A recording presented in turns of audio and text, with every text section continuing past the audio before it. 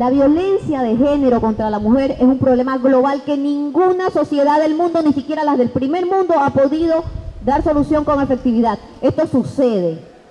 ¿Y por qué no sucede? ¿Por qué creen ustedes que no sucede esto? Porque hay cosas que solamente nos pasan a las mujeres.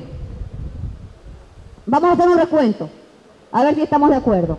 Hay cosas que solamente nos pasan a las mujeres. Solamente la mujer se levanta de mañana y sale a la calle con el terror de ser violada. ¿O me equivoco?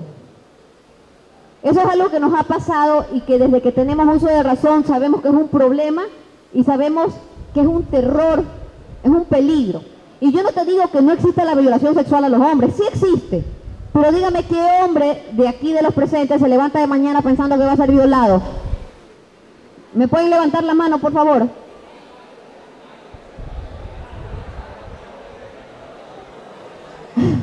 ¿Qué mujer de las señoras aquí presentes se levanta, trabaja y transita por la vida con el temor y el terror y el pánico de que puede ser violada? Solamente nosotras las mujeres somos parte de un índice que se llama violencia intrafamiliar. Y yo no te digo que no haya mujer que no le dé con el sartén al marido. Lo que te digo es que en nuestro caso, somos un problema que ya tiene niveles de fenómeno social y se llama violencia de género intrafamiliar. Y esto, en el efecto más extraño, más extremo, ¿qué se da? El femicidio. Nos matan porque somos mujeres. Y nos matan nuestros maridos, nuestros novios, nuestros enamorados, nuestros convivientes. ¿Por qué? Por celos. Porque no hicimos lo que querían ellos. Porque no estamos actuando de acuerdo a lo que ellos esperaban de nosotros. Y eso solamente nos pasa a las mujeres. Solamente nos pasa a las mujeres en el mundo. Que cuando una niña es violada y quiere interrumpir su embarazo, el Estado no la obliga a seguir con su embarazo. Eso solamente nos pasa a las mujeres. Y esto nos pasa en el Ecuador. Solamente nos pasa a las mujeres en algunos países que cuando tú tienes un embarazo que te va a costar la vida y te va a matar, el Estado te obliga a morirte y no a interrumpir el embarazo. Eso solamente nos pasa a las mujeres. Solamente nos pasa a las mujeres que algún baboso por la calle se sienta en el total derecho de decirnos qué opina de nuestro cuerpo, qué quisiera hacer sexualmente con nosotras. Eso solamente nos pasa a las mujeres. En el mundo se dan situaciones espantosas contra la mujer. Y quienes somos activistas feministas, hoy nos damos cuenta que no podemos hablar de una sola mujer. Porque aquí no somos una sola mujer, somos muchas mujeres. Si los hombres somos diferentes a las mujeres, sucede que las mujeres también somos diferentes entre nosotras. Y el feminismo esto lo tiene muy claro. No es lo mismo, por ejemplo, aquí en el Ecuador, hoy día en el año 2012, lo problemático que es ser mujer en el campo, sin educación, sin acceso a los servicios sociales. Compara esa situación con una mujer de clase media alta, ilustrada, educada, que vive en una ciudad, en un cantón urbano. Somos diferentes, ¿verdad? Y somos mujeres. Y sin embargo las necesidades de una y los discrímenes de una no son los mismos que los discrímenes de las otras. Porque aún entre mujeres somos diferentes. Y esto es una lucha. Y aquí viene el otro capítulo de mi charla. Y es cuando me topo con gente que me dice, oye, pero ¿y eso de la equidad de género? Eso es una moda, ¿verdad? Está de moda la equidad de género. El feminismo es una moda importada. Es lo que se usa ahora, ser feminista, hablar de la equidad de género. No, señores. Y como me imagino que aquí todos son bachilleres, vamos a hacer un recordatorio en la historia del Ecuador. Porque para mí, personalmente, la primera feminista se llamó Manuelita Sáenz. Cuando el Ecuador no se llamaba Ecuador, ya teníamos aquí activismo feminista. Porque esta señora no es importante por haber sido la libertadora del Libertador. Es importante porque esta señora fue pensadora, política y estratega militar. Y porque se ganó batallas en el campo de batalla y se ganó honores y reconocimientos como mariscal de campo, siendo mujer y habiendo nacido en 1770. Entonces esto no es una moda. Recordémonos, por ejemplo, a Dolores Veintimilla de Galindo, cuencana, la primera persona en el Ecuador que escribe un ensayo oponiéndose a la pena de muerte en 1858, es la señora Dolores Veintimilla de Galindo. Y le fue mal, porque en Cuenca de esa época la gente era muy conservadora y se hizo enemiga, o mejor dicho, el arzobispo de Cuenca se hizo enemigo de esta señora y dijo, ¿y esta señora por qué escribe contra la pena de muerte? Ella no puede opinar. Las mujeres tienen que estar en su casa, tienen que estar rezando. Y el arzobispo, Fray Vicente Maldonado, se dedicó a desprestigiarla y atacarla y perseguirlo desde el púlpito a Dolores Veintimilla. Así como yo estoy aquí todos los domingos este señor hablando mal de ella. ¿Qué pasó con Dolores Veintimilla? Se suicidó. Y ni siquiera en ese momento Fray Vicente Solano se calmó. Siguió vilipendiándola aún muerta y ni siquiera permitió que la entierren en el cementerio porque la señora era suicida. ¿Qué pasó en 1882, por ejemplo, cuando hubo un golpe de Estado contra el presidente Ignacio Veintimilla? Su sobrina, la famosísima Marieta, conculca este golpe de Estado, liquida al coronel Bernaza y se convierte, señores, en la primera mujer ecuatoriana en ser presidente de la República, al mando del Ejecutivo y del Ejército. ¿No lo sabíamos? Pues sucedió. Vienen las reformas revolucionarias de Eloy Alfaro. Sucede que el Ecuador, en 1929, es el segundo país de la región latinoamericana que le da el voto a la mujer. Primero fue Uruguay. El Ecuador en 1929 le da el voto a la mujer. Comparémonos con nuestros vecinos. Colombia lo hace en 1954, Perú en 1955. Pero ahí no queda la cosa. Sucede que en 1924 la señora Matilde Hidalgo de Procel se le ocurre, leyendo la Constitución de 1884, que ella puede votar y va y se empadrona en su cantón. Y dice, señores, yo voy a votar, porque aquí hay una ley que le da el voto universal al ciudadano ecuatoriano y su ciudadana soy yo. Y como no me pusieron una prohibición que diga que yo como mujer no puedo votar, voy a votar. Y pone su demanda. Y se lleva encima a los legisladores, a los asambleístas y a los jueces de la Corte Constitucional. ¿Y qué pasa? Que la señora Matilde Hidalgo de Procel vota por primera vez en la región latinoamericana en 1925. La ley desde el 29, pero la señora votó en el 25. ¿Qué les quiero decir con esto? Es la mujer la que hace que las cosas sucedan. Es la organización que hace que las cosas sucedan. Es el activismo el que hace que la ley se ponga a mi favor porque yo quiero y yo te lo demando y yo hago problema y yo aquí tengo que hacerlo.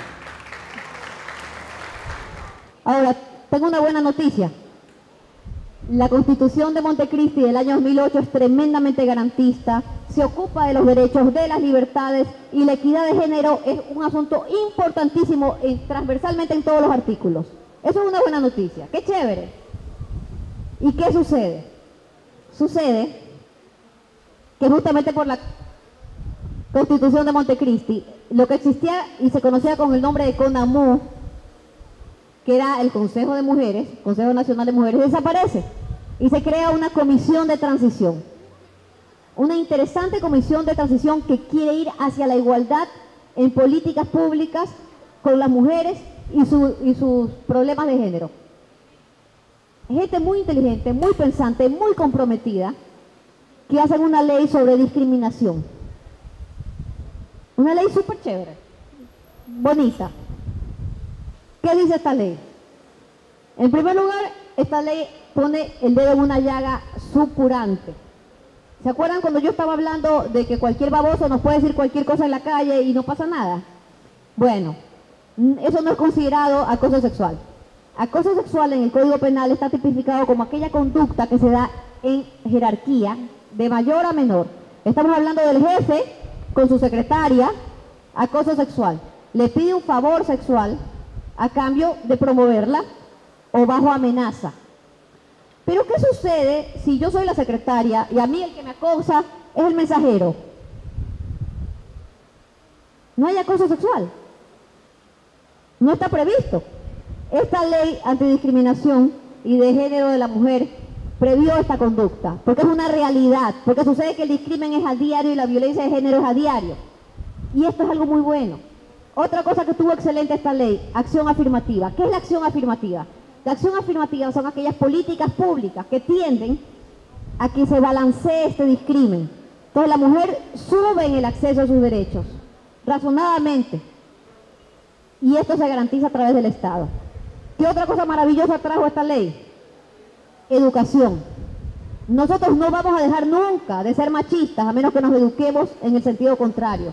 Entonces en esta ley se prevían educación de identidad, sobre todo de equidad de género, para niños de escuela, colegios y también educación superior.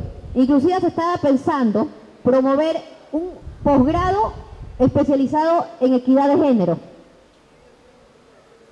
Puedo estar toda la noche hablando de las bellezas de esta ley, porque traía en diferentes ámbitos laboral, acceso a la salud, seguridad social, familia, etcétera, etcétera, etcétera.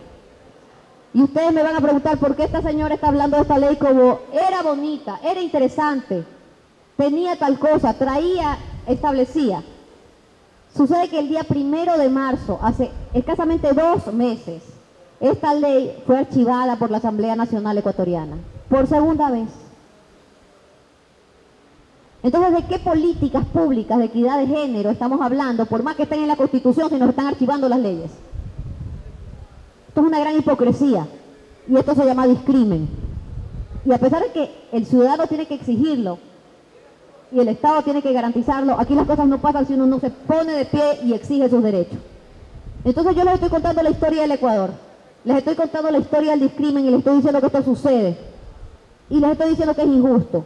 Y los invito a que tengamos muy claro lo que es la equidad de género. Y nosotras mujeres y hombres también, levantémonos. Esto es una cosa buena para la sociedad. Tenemos que exigirlo, y es ya.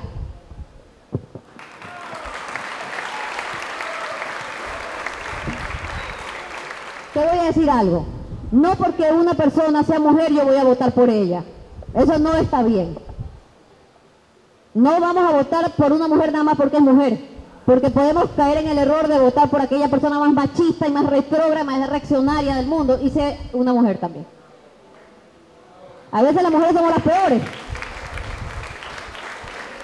¿Ya? Yo no tengo ningún problema para votar por un hombre feminista, que sí los hay. El progresista de verdad es feminista por principio. Ahora yo, ¿por qué mujer votaría? Por una mujer inteligente, progresista, comprometida, inteligente y bien chévere. Tiene que haberla.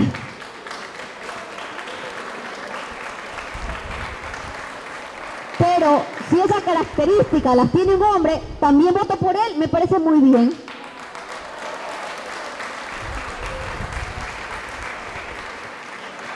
Y hacer política es lo que ustedes están haciendo.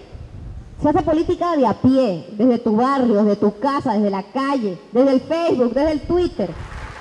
Pero se hace política en la calle, se hace política en tu barrio, se hace política en la organización barrial, social, en tu familia. Eso es hacer política. Tenemos la idea de que política solamente es el que está allí en la asamblea. Eso no es política, no necesariamente. La política es esto, reunirse a conversar sobre un tema que nos atañe a todos y que es derecho ciudadano. Estamos haciendo política, señores, y todos ustedes son políticos y yo también. ¿Qué les parece? En el imaginario colectivo, tú tienes que llevar una bandera y ponerte un nombre, porque si no, no existe.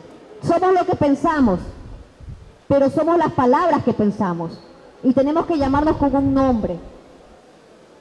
Yo soy un ser humano, no necesito llamarme Silvia Buendía.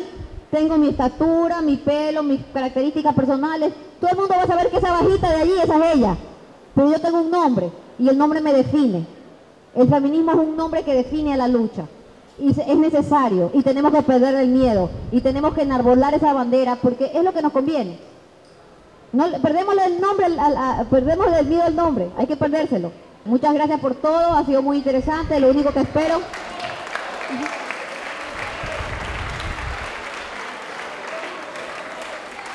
es que tengamos más claros los conceptos y que le perdamos el miedo a luchar por nuestros intereses y defender nuestros derechos. Gracias.